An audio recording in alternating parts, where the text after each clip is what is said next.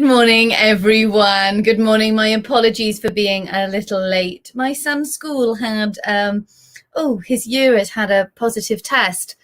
They all got sent home, literally got turned around at the gates and sent home. And then within half an hour, they went, apologies, that was a negative. They can come back to school. It's just like, okay, go, off you go. Crazy morning. Well, good morning, everyone. It is Tuesday and I am back with you. Say hello if you're on. Let me know if you're here.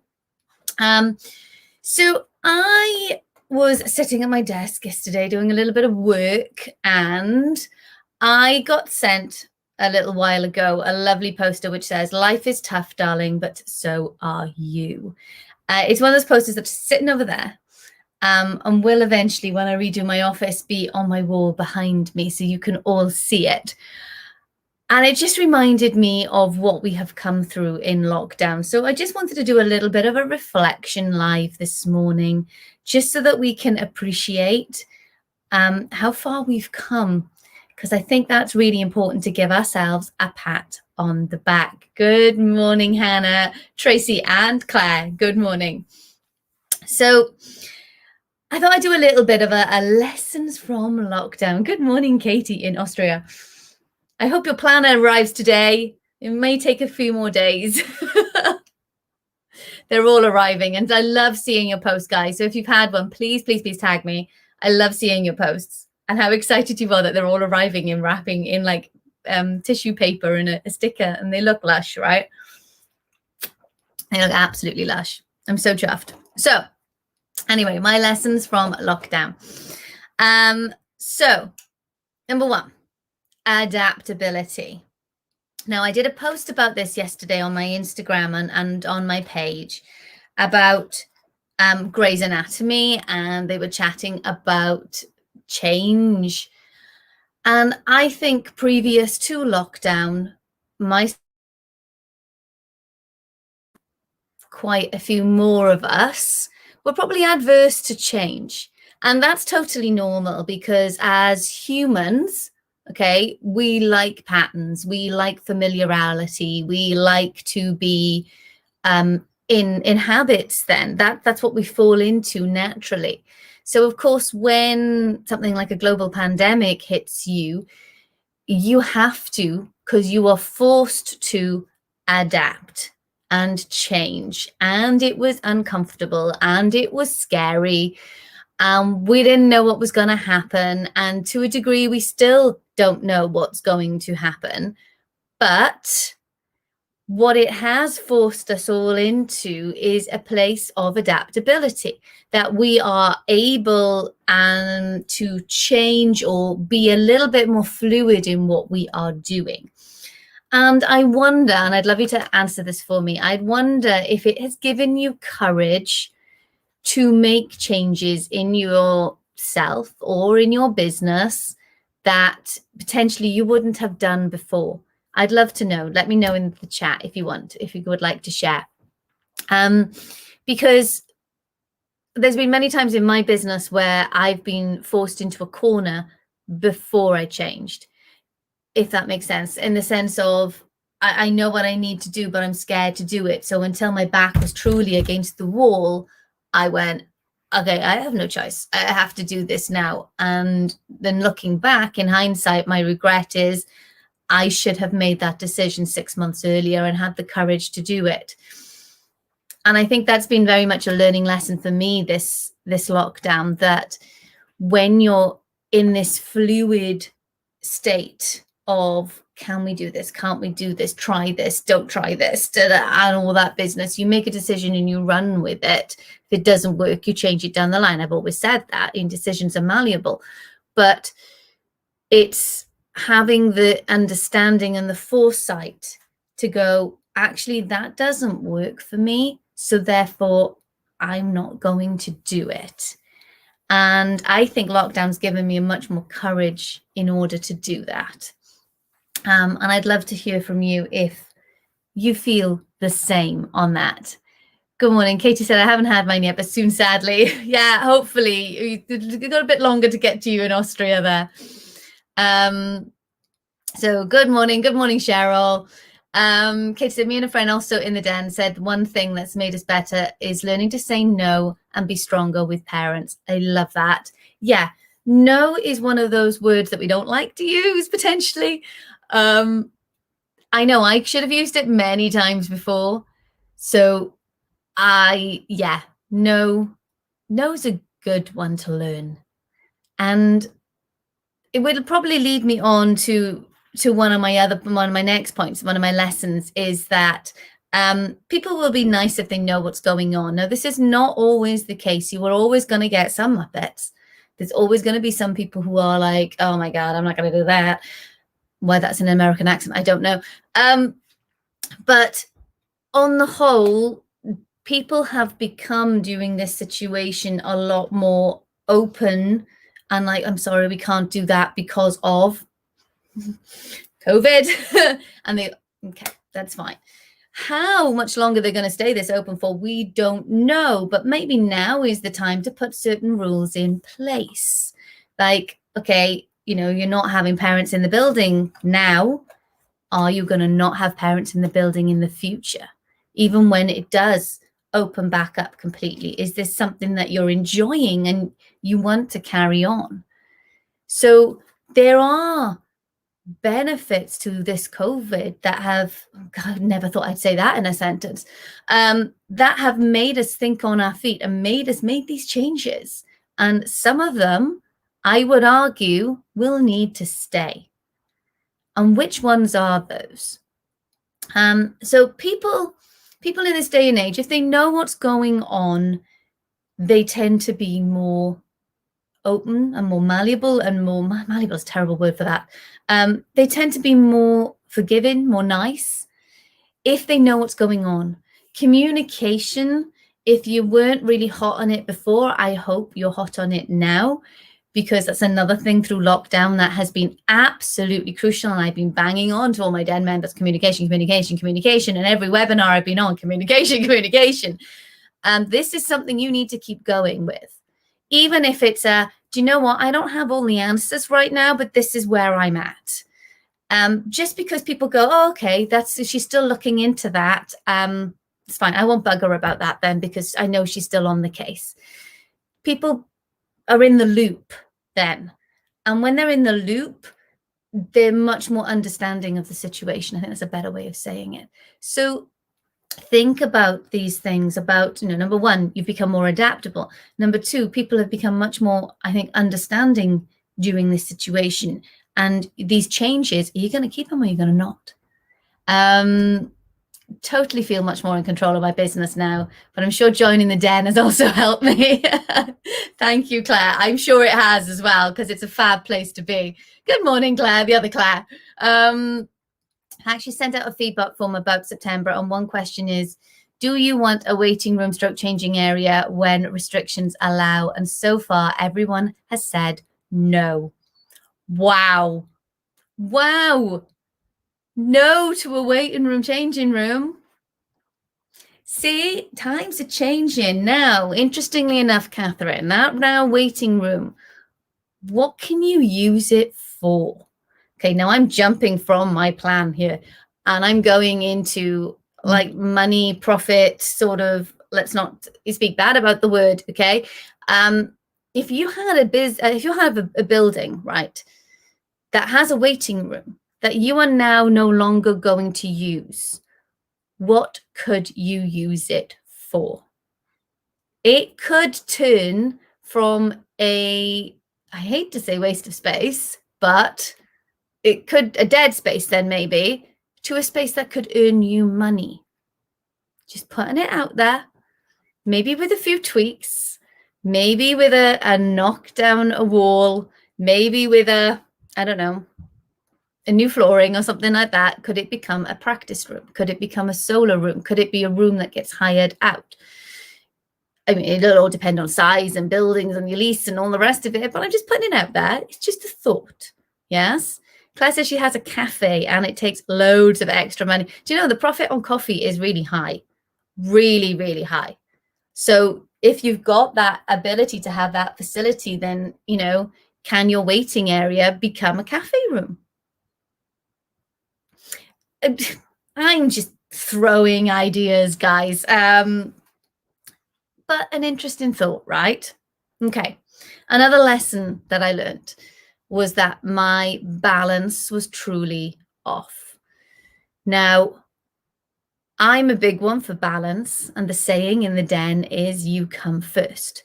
And the reason I say that you come first is because I want you to put your dreams and your ambitions first, because your business feeds your dreams and your ambitions. Okay. It's not the business and then my dreams and ambitions down here. It's the other way around. So the money that you earn from your business pays for that dream holiday, pays for that dream car, is the deposit for your first house, whatever it may be. It has to be that way around. And I realized, coming out of lockdown, that my balance was very off. And I thought I had it pretty good. I thought I had it pretty nailed. And now I realize I really didn't. So the one thing that has really come out of lockdown is that my balance is much better. Now, don't get me wrong. I'm still going to my venues. I still go on a Tuesday or Wednesday. I don't go on a Thursday. That runs itself with one of my teachers. I go on a Friday. But I have already said that I'm pulling out of a Wednesday as well. We're only just back in that venue after being locked out of it for 14 months. We've only had 2 lessons in it, so I won't be out of it anytime soon. But pretty much in the next week or two, I'm going to take a week off, and then I'm going to go back in, and I'm going to take another week off, and I'll probably turn up at the end of term to say hi and goodbye. And that's it. And it was something I'd wanted to do for a while, but for some reason hadn't done it. And I think, no, now is the time for me to pull back. My staff know what they're doing. I don't need to be there. They can just do it themselves. It's not an issue.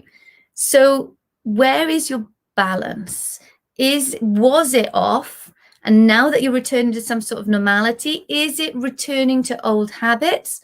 Or are you making changes to bring more work-life balance back into your existence, into your life?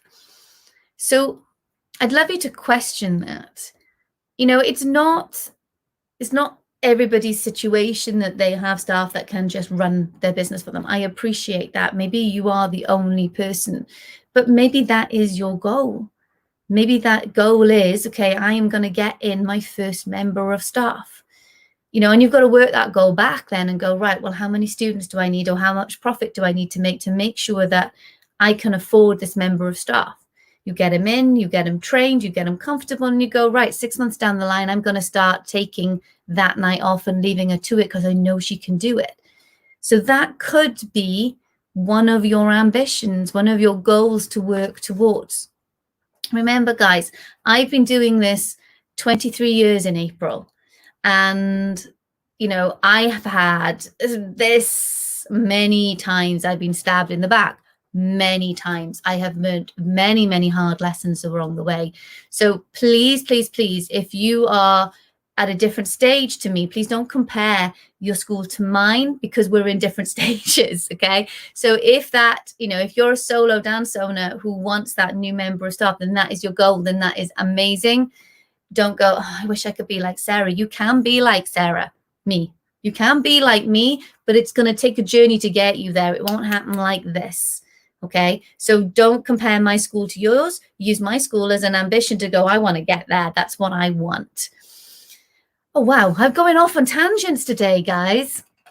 Back to the waiting room. I'm going to use our waiting room to continue our online pop dance classes that were created only online because of COVID. Amazing. So your waiting room has become another money earner. Fantastic. Yay. All right. My last one. Let me know what you're thinking, guys, as well. I have about 10 of them, but I don't think I'm going to do all 10 because it's already 10 to 10.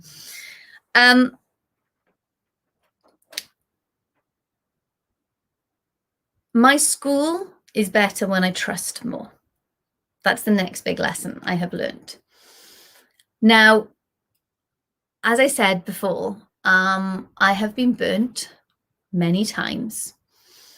So that element, and I like to make sure everything's done right. So I am one of those people that like to be there and make sure everything's done right, and yes, control. But my school is better when I trust more. And with the team that I have, they've earned their trust from me and more, and then some. And I really feel like now what this whole COVID thing has done is that I need to say to them, here, go, run. I believe in you and I trust in you. And the more I have done that since we've been back, and actually on my birthday week in the end of June, I'm taking a complete week off. So I'm not actually going to be in my business at all. They're all going to just run it for me. And they're like, happy to, great. We want to, Sarah, let us do this. So it's, things are better when I trust more. But when you've been hurt and your trust has been taken, then this is my parents trying to phone me. I'll ring you back, parents. Then, it can be hard to retrust again. The current team are teaching me that lesson, and I'm grateful for it. And I think that we can all learn to trust more, and that your school is better when you trust the people that are within it, and you give them that confidence to do what they do, and that they do it really well. And my last one, plan ahead. You knew I was going to come to planning at some point, right? Being the planner that I am. Now, you might say, Sarah, how is this going to work with COVID? How can this work when you don't know what's going to come around the corner? And I will go back to what I said at the very, very beginning of COVID. Have a plan A, have a plan B, have a plan C, and have a plan D if you need to. So that should A not work out, you've got B on standby, so you don't go into a panic mode of, oh my God, what am I going to do? We know, everything willing, touch wood, right? Okay, that by September, we should be back to normal. So plan for it. But then also have your plan B, that what happens if it doesn't happen? You've got to have your plans, guys. You have got to have your plans. That said, my planner, if you want it now, I have 3 left. Okay, I'm going to grab it for you. You know what it looks like. I know you know what it looks like. Okay, but my planner, there are 3 left. That's all I've got. All right, 3 left. I will be putting in another order, and then I think I'm doing a 20 of 25, and that will be for delivery at the end of June, beginning of July, probably more closer to the beginning of July now. And once they're gone, they're gone. That's it. All right. So if you want it now, I have 3 left. All right. So that's it for me for today. It's a short and sweet one today. Let me know what you think, guys. Do you agree? Do you disagree? I would love to know. So message in the comments. That would be fantastic. So my lovely Den members, I will see you in the morning. We have our Den huddle in the morning where I am talking handbooks. And we're going to go through your handbooks. Yeah, I know. It's been one of those things. I've changed mine recently, so I want to update the training on it. So I thought I will do it as a live instead of a recording, which is always good because we can feed back to each other. So, and if you're not in the Den, guys, it is open. It never really closes. So reach out to me, let me know, and I will give you some more information. Claire says, I love my new planner. Thank you. Thank you for adding the ribbons to the planner too. Alive said, do you know what, right? In my old planner, my last year's planner, I actually put ribbons on it and I tied them on here because I thought I can't live without them. And then when I spoke to the printers, I was like, is there any way that you can do ribbons with a planner? And they were like, yes, of course we can. I was like, really? This is amazing. So I'm going to shout out to the printers on this because they're the ones who did the front for me, and they've changed the coil and they've added the ribbons and they've added the the inside covers as well, and they wrap them all and they post them all for me as well. So it's been fabulous. It's not me being there putting planners into jiffy bags. They've all come beautifully wrapped and in boxes, much more eco-friendly as well. So I was thrilled with that. I love the fact this is metal now and not plastic. Somebody said, yeah, I haven't got a handbook yet, so that would be great to hear about them. Brilliant. Right, my lovely lot, I'm going to love you and leave you. Remember, if you want a planner or if you want to join the den, what's the 10? The den, remember, as den members, you get discounts on this bad boy. So I will see you next Tuesday. Oh, no, I won't. No, yes, I will. There's one Tuesday I can't make because I will be on a train. Unless I can do a live from a train, it depends on Wi-Fi and whether there's other people in the carriage or not. Right, have a fabulous day, have a fabulous week, and I will see you next Tuesday. Take care, everyone. Bye-bye.